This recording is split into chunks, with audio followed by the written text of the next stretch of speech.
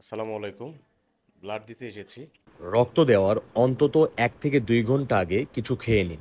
বিশেষ করে আয়রন ও প্রোটিন সমৃদ্ধ খাবার যেমন ডিম, ডাল, কলিজা বা কলা। ৪০০ থেকে ৫০০ মিলি পানি খেলে রক্ত প্রবাহ ভালো হয়। রক্ত দেওয়ার পর অন্তত ১৫ থেকে ২০ মিনিট বিশ্রাম নিন। তারপর হালকা খাবার খান, যেমন ডাবের পানি, ফল, গ্লুকোজ বা ফলের রস।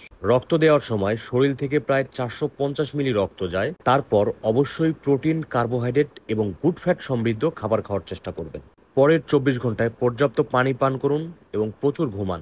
রক্ত দেওয়ার দিন ভারী ব্যায়াম, জিম বা দৌড় থেকে সম্পূর্ণ বিরত থাকুন। ধূমপান বা অ্যালকোহল এড়িয়ে চলুন অন্তত ৮ ঘন্টা। পরবর্তী ১ থেকে ২ দিনে খেতে হবে আয়রন, প্রোটিন ও ভিটামিন সি সমৃদ্ধ খাবার। ডিম, পালং শাক, কমলা, মাছ, দুধ যেন শরীর দ্রুত রক্ত তৈরি করতে পারে। হিমোগ্লোবিন ১২.৫-এর বেশি না হলে রক্ত দেবেন না। পুরুষরা ৪ মাসে একবার এবং নারীরা ৪ থেকে ৬ মাসে একবার রক্ত দিতে পারবেন। আপনি সুস্থ থাকলে আপনার শরীর নিজেই সবকিছু ফিরিয়ে আনবে। শুধু একটু যত্ন নিন আর একটা জীবন বাঁচাতে কখনো পিছিয়ে থাকবেন না।